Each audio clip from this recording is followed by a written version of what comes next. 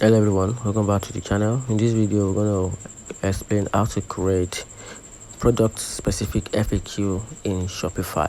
So to get started, to create product specific FAQ in Shopify without using any QR code, the easiest way is to use the app from the Shopify store.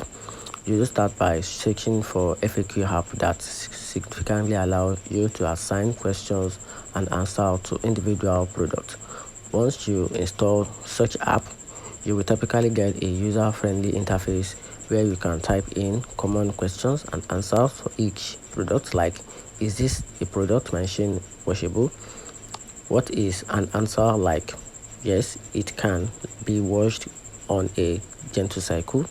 This app are designed to handle all the technical work for you, so you don't need to edit any terms code or touch a meta field after adding your FAQ. The app automatically displays them on the relevant product page, often in a collapsible accommodation styles like look clean and professional. You can usually customize the look to match your store design, adjusting colors, font, and layout without reading any code skill.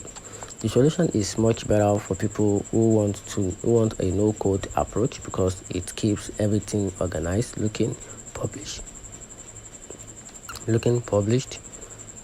and scales easily if you have many products.